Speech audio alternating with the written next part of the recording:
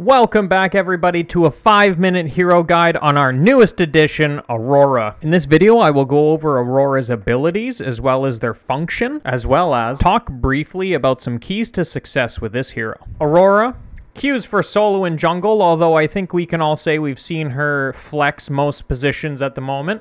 Her basic attack is pretty low. Most of her damage comes from her abilities. She has pretty good mobility with her jump and her slide, and her durability is pretty decent, so she fits really well into these roles as your front line and initiation. First, you have the Frozen Simulacrum. This is a statue, so Aurora can jump while airborne, so it's a double jump. The replica has some health and will draw aggro of enemy towers. This is good to get yourself into position or out of a position. Damaging an enemy hero or monster 4 times will summon a frost storm around Aurora for 3 seconds, refreshing on additional damage dealt.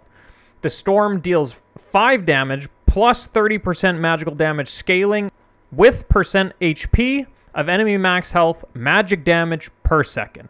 Kind of confusing, but basically the more you hit them, the more damage you're going to do. Your alternate ability is Boreal Sweep. Aurora summons a wave of frost in a cone, dealing X amount of damage, plus 25% of your magical damage, and slows enemy targets by 35% for only 1 second. After 1 second, though, the wave erupts and deals an additional burst of magic damage, scaling at 60%, and reapplies the slow. So you almost get a 2-second slow, but the second part has to hit for it to happen. Glacial Charge. This is where you're seeing the Aurora slide into action.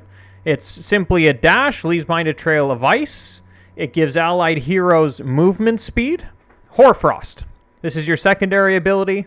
Aurora creates a ring of frost on the ground around her. Enemies that touch the ring take a chunk of damage, plus 70% magical damage scaling, and are rooted for 1.25 seconds. The ring remains in the world for 2.5 seconds, so that gives a second for someone else to walk into it, potentially. Cryoseism, this is Aurora's ultimate ability. Aurora freezes an area around her, applying a 50% slow to all enemies for 1.5 seconds. After that 1.5 seconds, the ice freezes and stuns the target for 1 second. After the stun, the target explodes, dealing a huge chunk of damage, plus 50% of your magical damage to them and nearby enemies. Enemies damaged by Cryoseism will be slowed for 50%, for half a second before exploding, dealing another chunk of magic damage to them and nearby enemies. Targets can only be slowed this way once per Cryoseism. So this ability really works well in tight areas, in the Fangtooth Pit, in the Prime Pit, in the tight corridors of the jungle. If you can get the team grouped up, this chain explosions will really pump up your damage. So quickly before we move on, we just want to recognize that Aurora's Frozen Simulacrum is a mobility ability. Glacial Charge is also a mobility ability. Boreal Sweep is going to be our harass, our wave clear, and also is soft crowd control because it's a double slow. Hoarfrost is going to be our follow-up damage as well as hard crowd control because of the 1.25 second root. And Cryoseism, I'm going to call it our kill threat.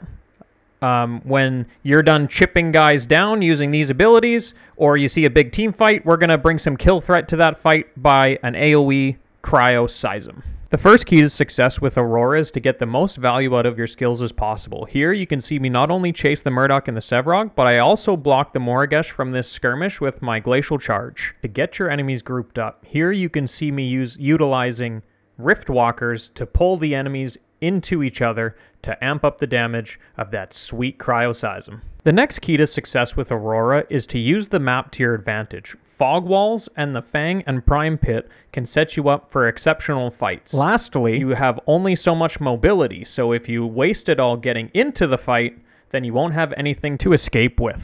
Thanks guys for tuning in. If you have any questions about any of the heroes I post, please leave a comment below and I will respond to them as quickly and as accurately as I can.